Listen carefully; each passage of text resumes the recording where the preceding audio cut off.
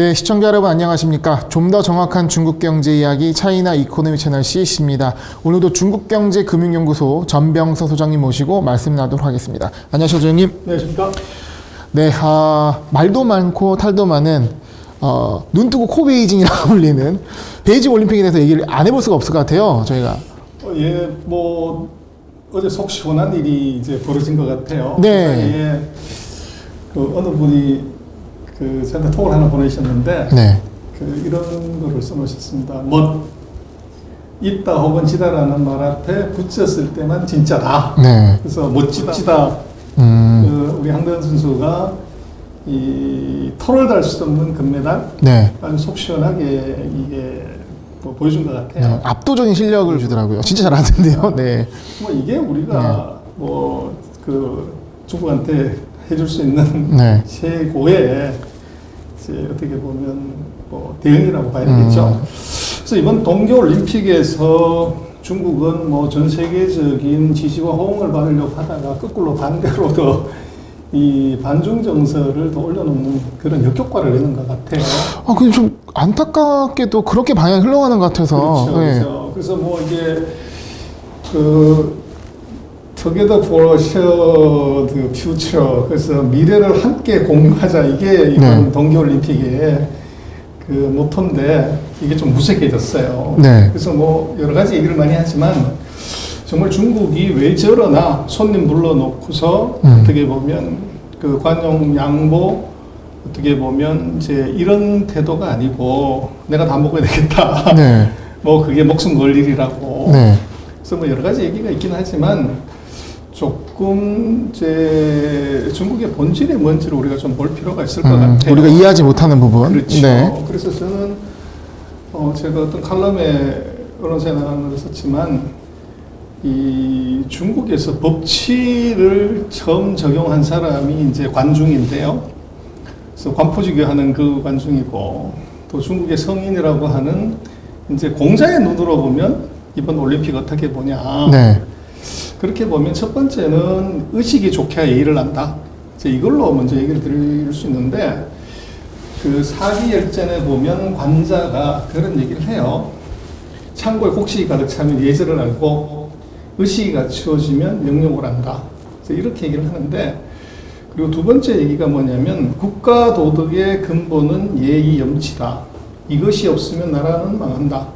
이것을 세우기 위해서는 법이 있어야 하고 상벌 또는 분명하게 해야 한다. 이렇게 얘기를 해요. 네. 그래서 뭐 누가 봐도 그 룰 브레이크를 한 것 같아 보이는 이제 중국의 액션을 놓고 보면 이 측면에서 놓고 보면 얘기가 될 것 같아요. 그래서 중국의 이 나이가 도대체 몇 살이냐를 한번 보면 네. 이제 공자가 논어에서 그런 얘기를 해요. 나는 20살에 이제 그 뭐 우리가 얘기되지만 이 30살에 배움 후 성과를 이루었고 40에 세상의 유혹에 흔들리지 않고 50에는 하늘의 명을 알았고 60에는 남의 말을 들어도 귀에 거슬리지가 않고 70대면은 어떻게 행동을 해도 이게 문제를 일으키지 않는다. 네. 이렇게 이제 나이를 얘기를 했는데 네. 중국을 여기다 적응하면은 왜 중국이 지금 그런 형태의 액션을 보이는가가 나올 것 같아요. 네. 그래서 중국의 나이가 몇 살이냐 그러면 1949년에 나라 세웠으니까 이게 이제 나이로 봤을 때 73년이다, 73세다. 네. 그렇게 얘기할 수 있지만 아까 관자가 얘기한 것처럼 이 의식이 좋게야 이게 사람 구실을 하고 예의를 안다고 하는 걸로 보면 중국이 78년 이전에는 뭐 사는 게 아니었죠. 그래서 사회주의 뭐 실험하다가 4,200만 명이 굶어 죽고 또 그 위에 한 10년 동안은 이제 어떻게 보면 뭐 66년에서 76년까지는 문화대혁명을 하면서 또 암흑천지가 됐고 그래서 실제로 중국이 그 의식을 차리고 예의를 차릴 수 있는 시간은 78년 개혁 개방부터라고 보면 될 것 같아요. 네. 그렇게 보면 지금 이제 개혁 개방이 78년인데 지금 그러면 중국이 몇 살이냐고 그러면 44입니다. 그럼 요거는 공자의 나이 테이블로 보면 44세 불혹입니다. 네. 그래서 불혹은 세상의 여러 가지 유혹에 흔들리지 않는 나이. 이제 뭐 좀 무리를 해서라도 내가 1등을 하자. 뭐 사기쳐서라도 내가 뭔가를 이루자. 네. 이제 이런 것에 흔들리지 않는 나이라고 하는데 문제는 실제로 40세 아마 공자 시대의 40은 지금보다도 한 10이나 20을 더 돼야 될 거예요. 사람 평균 수명이 짧았기 때문에. 네네, 그럴 것 같습니다. 예. 지금 우리가 생각했을 때 40은 네. 아이러니하게도 유혹에 가장 많이 흔들리는 게 40대인 것 같아요. 네. 그래서 뭐 이게 그 사이에 구력도 좀 생겼고 네트워크도 좀 생겼고 그렇기 때문에 뭐 모든 게 다 될 것 같은 생각이 들죠. 그러다가 사고 치는 것이 이제 40대인데 가장 뭐 혈기왕성하고 뭐 뻗어나가는 그런 시기라고 그렇죠. 하네요. 그러다 보니까 지금 중국의 행태를 보면 이제 뭐 어떻게 보면 최근 한 10년 사이에 굉장히 세게 나가고 네. 이렇게 가는 것은 바로 이것 때문에 아닌가를 볼 수가 있죠. 그러니까 자신감도 있고 한 번도 꺾이지 않았고, 그렇죠. 그러니까 너무 힘들었는데 빠르게 성장하면서 그 자신감으로 꺾이지 않으면서 가는 상황 속에서 그러니까 주변을 보기보다는 뭔가 어떤 성과를 보여주고 싶고 그렇습니다. 그런 부분들이 강한. 그래서 해야 될까 안 해야 될까에 컨트롤이 안 되는 거죠.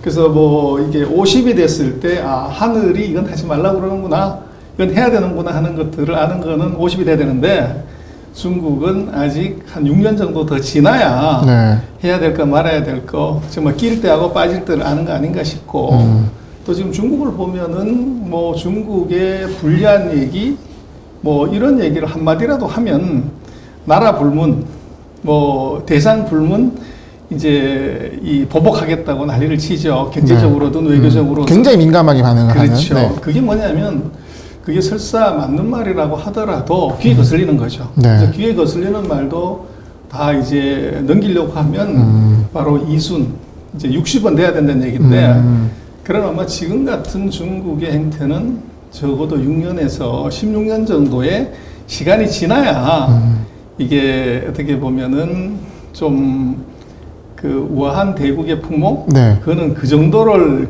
기다려야 되는 것이고 지금으로 보면은 아주 혈기방장한 사고치기 딱 좋은 그런 이제 국가적인 나이대 이제 그런 것 때문이 아닌가 네. 사실은 볼 수도 그러니까 국가의 나이를 좀 객관화하자면 그렇죠. 지금 왜 이런 모습이 나올까 좀 아이러니한 부분이 그런 이유에 있다고 좀 분석할 수도 있겠네요. 그렇습니다. 예. 그리고 이제 이 법치주의라는 것이 이제 중요한데 이게 관중이 얘기하는 것은 나라가 이제 기강이 있어야 된다는 건데 그거는 뭐 배가 고픈데 기강이고 뭐가 없는 거죠. 그래서 중국이 보면은 이 인치 그래서 사람의 네트워크로 통치를 이제 했다고 사실은 볼 수가 있고 시진핑이 집권하면서 시진핑이 전공이 뭔지 아십니까? 시진핑 최종 학벌이 네. 청와대 법학 박사예요. 법학. 예. 그렇죠. 그래서 시진핑이 얘기한 것 중에 하나가 법치주의입니다. 그래서 최근 10년 동안에 법치주의를 얘기를 했고 작년에 보면 중국이 법치주의 2단계 건설을 얘기를 해요. 네. 그래서 중국은 어떻게 보면 이제 의식을 알고 나서 이제 도덕 법치 이것을 실현하는 이제 시기가 10년 겨우 됐다는 거죠. 그러다가 보니까 이것이 아직 이제 그런 측면에서 다른 나라와 어떻게 잘 지내고 또 다른 나라한테 양보하고 또는 이제 이 관용을 베풀고 이러는 것들 자체가 사실은 나라 자체가 연습이 덜 돼 있던 거죠. 어울리고 같이 하고 이런 것들에 그렇죠. 대한 부분이. 그래서 예. 이 관자나 공자의 눈으로 지금 이번에 나타나는 현상, 올림픽에서 나타나는 현상을 놓고 보면 이것은 바로 이제 불혹의 나이에서 겪을 수 있는 그런 이제 오류들을 보여주는 것이고 네. 그래서 그것을 뭐 중국에 대해서 얘기를 많이 하긴 하지만 뭐 사람도 그렇다고 그러잖아요. 40대면 남의 말 절대 안 듣고 50대면 생각 절대로 안 바꾼다는 건데 네네.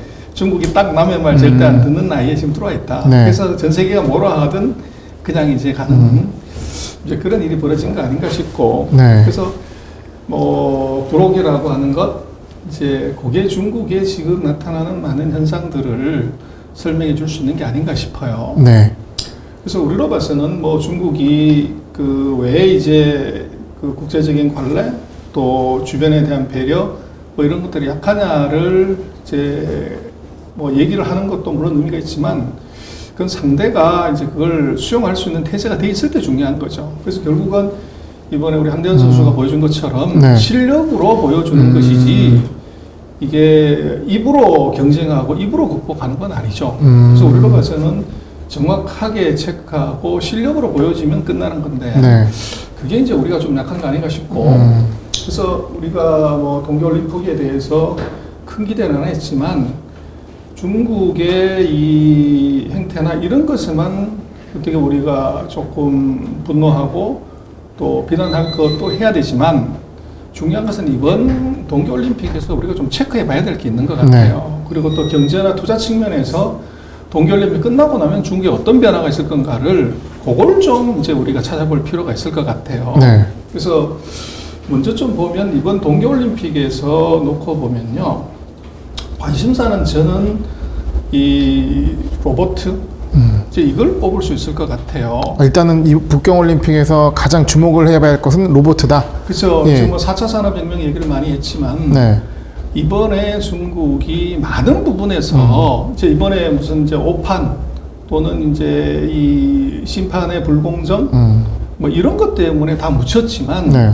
중국이 지금 이번에 보여주고 싶어 했던 네. 그리고 또 어떻게 보면 우리가 정확하게 봐야 될 것은 중국의 기술력이죠. 그 사실 저희가 이 베이징 올림픽을 앞두고 여러 방송을 했지만 사실 베이징 뭐 성공들의 결과도 중요하겠지만 저희가 주목할 포인트를 미리 좀 생각을 해봤잖아요. 근데 그것도 너무 묻혀가지고 좀 아쉬운데 그럼에도 불구하고 지금 저희가 생각해 볼 부분들을 이제 말씀해 주신다는 거죠.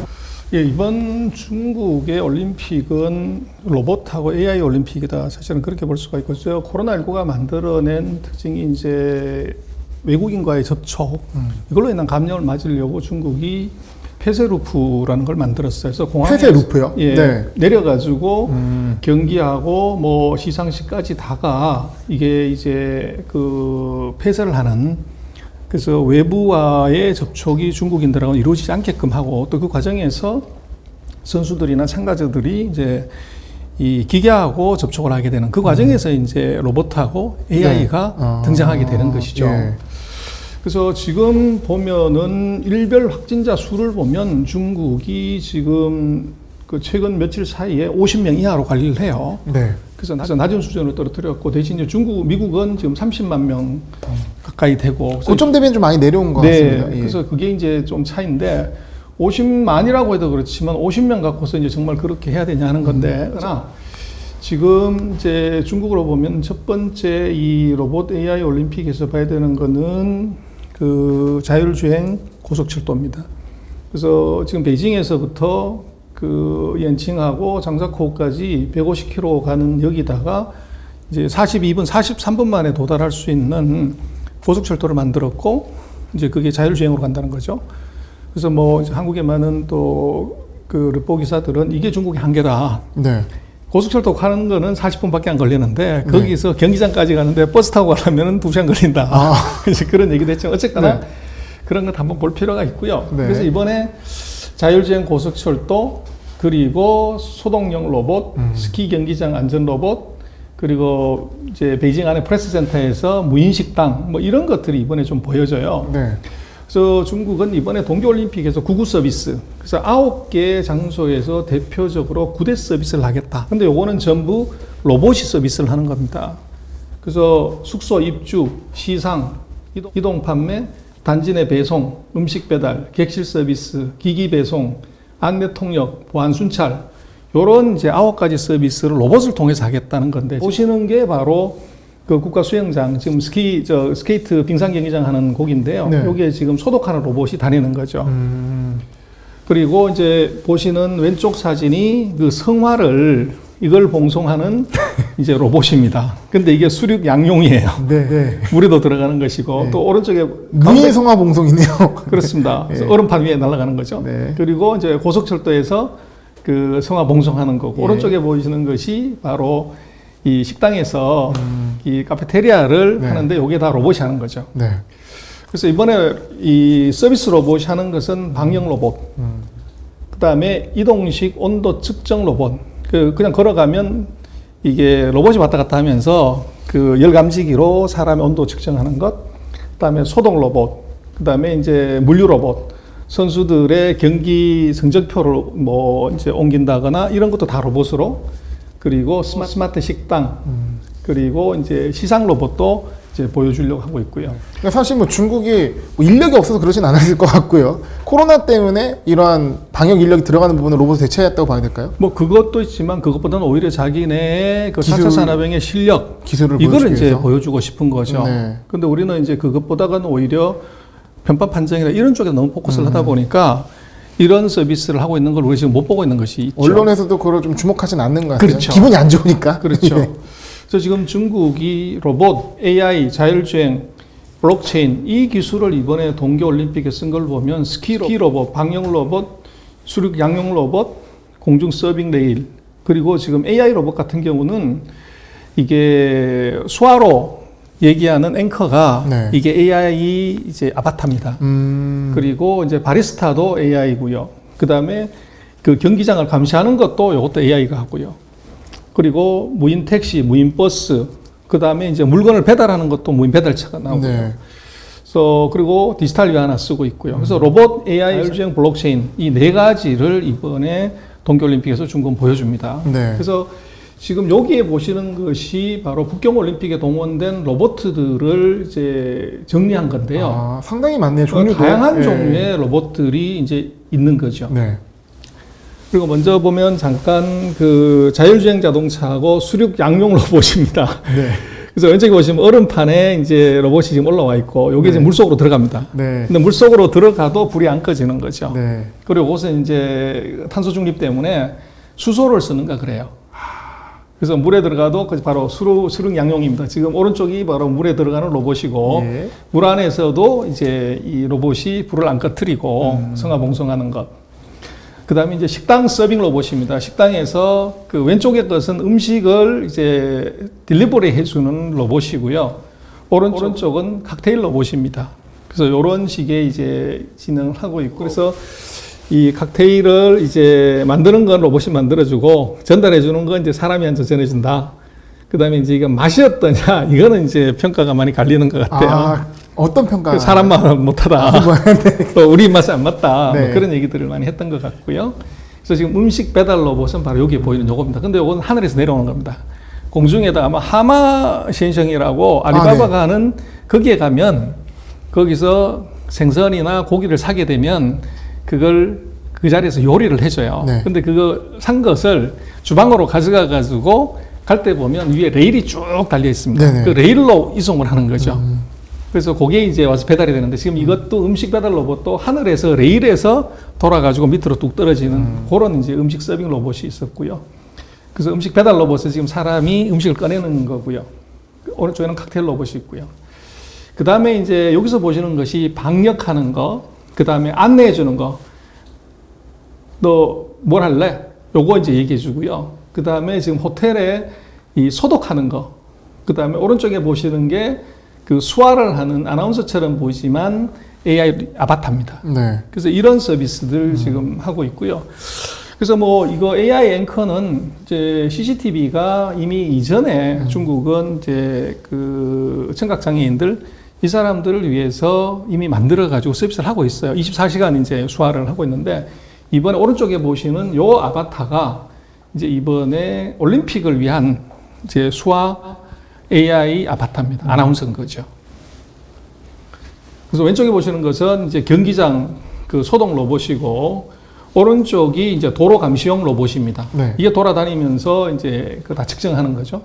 뭘 감시하는 건가요? 그래서 경기장 주변에 이상한 사람들이 오거나 이런 것들을 다 실시간으로 체크하는 거죠. 아, 현장 요원 같은 느낌. 그렇죠. 현장 요원이죠. 그리고 이제 스키장 운영 도우미, 그 스키 점프 하는데 거기서 물품을 나간다거나 이런 것들을 해주는 이제 로봇입니다. 네.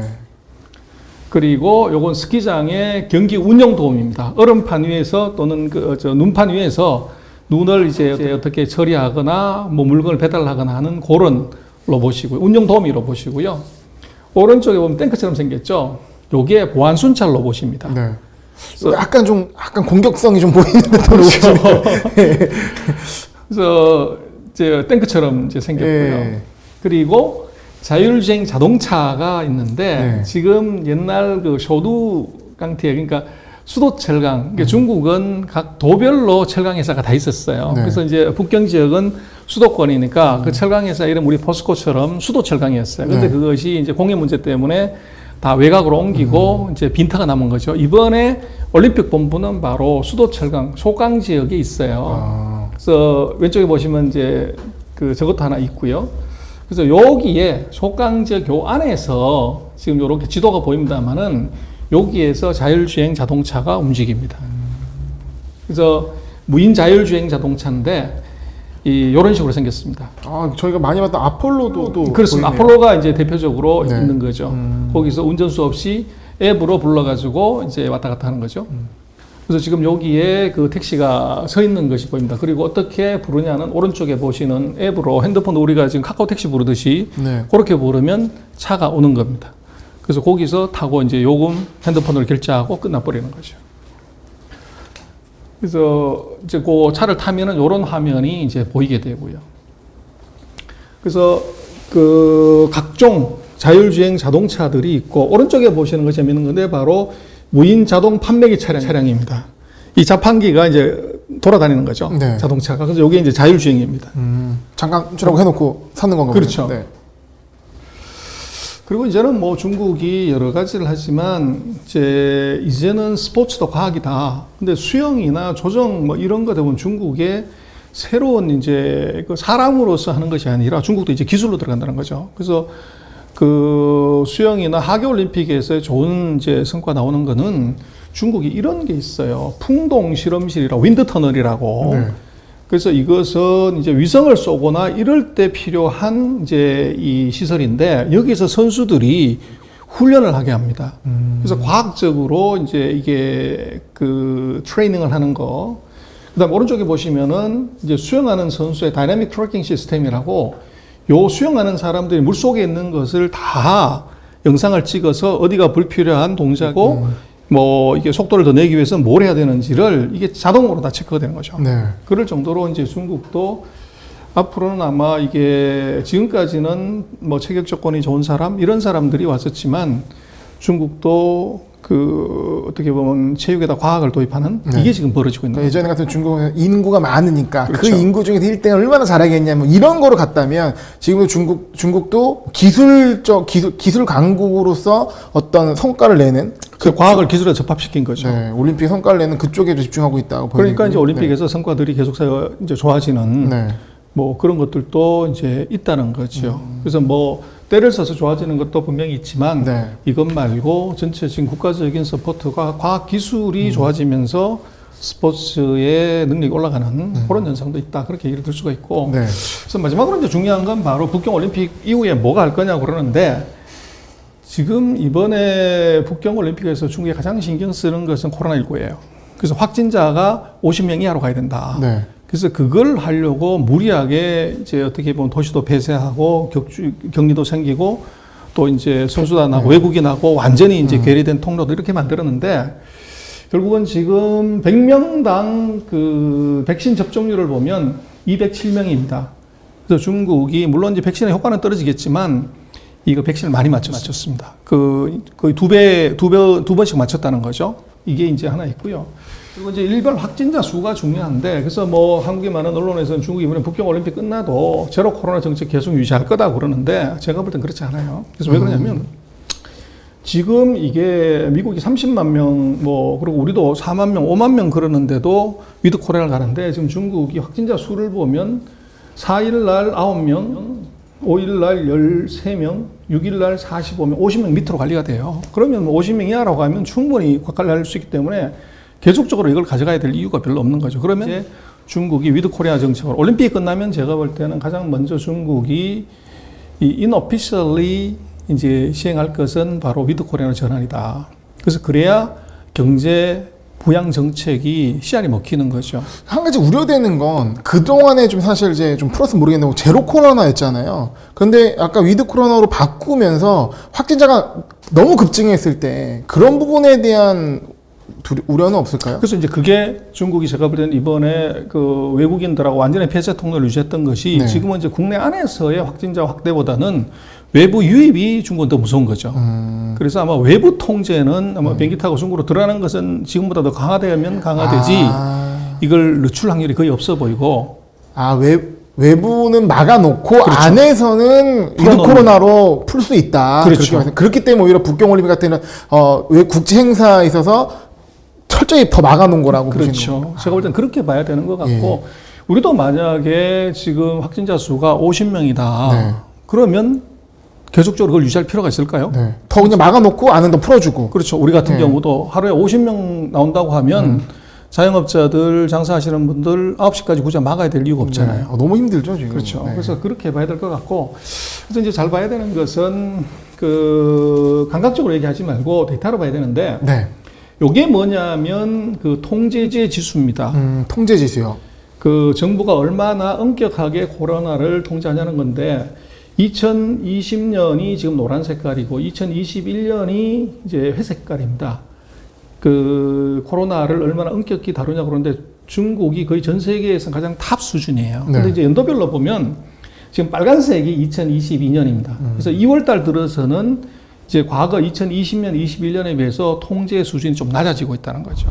그래서 이것이 나아진다고 하면 모빌리티가 그만큼 늘어나게 됩니다. 네. 그래서 지금 제가 볼 때는 북경올림픽 이후에 우리가 봐야 되는 것은 중국의 확진자 수가 얼마냐가 이게 중요한데 이게 경기하고 밀접한 상관성이 있습니다. 이걸 푸냐 안 푸냐가 중국의 경기가 이제 바닥을 치냐 안 치냐하고 상관이 있고 지금 그 사이에 코로나19 때문에 이제 그 북경올림픽을 개최하기 위한 통제 요거는 풀어진다. 그렇게 되면 아마도 소비가 그 사이에 이제 분노의 소비가 생기는 거죠. 그래서 아파트 밖으로 못 나가게 했던 거, 자기 동네 밖에 못 나가게 했던 것, 그 자체가 바로 소비 증가로 이어진다. 네. 그렇게 볼 수 있을 것 같고요. 그래서 지금 그 중국 증시가 미국 증시처럼 헤매고 있는데 왜 그러냐 그러는데 오늘 또 보니까 CATL이 주가가 많이 하락을 했고, 그전가랭은 또 우시앱텍 그 야오밍 캉더가 주가 많이 떨어졌다. 그렇게 얘기를 하는데, 결국은 원자재 다 올라가고 있고 석유 왕창 올라가 있고 또 코로나 때문에 물류 비용 확 올라가는 그런 과정에서 지금 이제 경기가 저점을 통과하는 거죠. 그럴 때 어떻게 해야 되냐? 저점이니까 이것이 끝이다. 이렇게 이제 주식 시장의 테크니컬로 보는 건 아닌 것 같아요. 그래서 저점이 확인될 때까지는 안전 운행을 하는 것이 맞는 것 같고 또 지금 증시에서 주가가 하루에 10% 20% 떨어졌다. 거기에 엄청난 이제 쇼크를 받기도 하지만 거꾸로 생각을 해보시면 최근 2년 동안에 미국에 상장된 회사들이 하루에 20%씩 올라간 날은 얼마나 많습니까? 근데 20% 떨어진 것 갖고서 이게 큰일 났다, 끝났다 이렇게 보는 것은 이제 너무 좀 과하죠. 그래서 지금 이게 중국에 관련되는 것들의 경우는 제가 볼 때는 이 정서를 갖고서 이게 중국 경제나 이걸 바라보면은 헛다리를 짚을 가능성이 높고 냉정하게 봐야 된다. 그리고 이것이 이 다운턴에서 언제 이게 바텀 아웃 하는지 그 타이밍을 계속적으로 지표 체크해보고 정보 점검해보고 하는 것이 중요하다. 그래서 이게 밀물하고 썰물을 확실하게 구분해야 되는 거죠. 그래서 지금은 전 세계적으로 썰물이고 그 썰물에서 누가 가장 먼저 이제 썰물에서 탈출하냐의 싸움이죠. 근데 썰물일 때는 누구나 다가 이것이 이제 고기 잡기 어렵죠. 그래서 그걸 좀 감안하고 시장을 바라볼 필요가 있는 것 아닌가 싶고 어쨌거나 그러니까 중국이 올림픽을 하면서 그 세계 축제가 아니라 이제 중국의 이 반중 정서를 높이는 건 하고 있지만 그건 그대로 보더라도 우리가 좀 체크해야 되는 것은 중국의 그런 이제 신기술 그리고 이번에 코로나19의 이제 방역 상황 그게 어떻게 바뀔 건지를 이제 볼 필요가 있다고 보십니다. 그래서 이것은 3월 13일인가요? 패럴림픽까지는 이게 제로 코로나가 유지가 되기 때문에 지금 2월 중순 이 시점에서 바닥이다 아니다 하는 건 너무 이른 것 같아요. 그래서 그 체크를 조금 더 해보고 지금 경기가 밑으로 가는 과정에서는 어떻게 보면 이제 상황 판단을 조금 냉정하게 하는 것이 필요한 게 아닌가 싶습니다. 어려운 시기인 것 같습니다. 민감한 이슈인 거지만 저희가 또 중요한 부분이긴 다뤄봤고요. 또 후속적인 내용이 나오게 되면 또 말씀드리도록 하겠습니다. 소장님 감사합니다. 고맙습니다.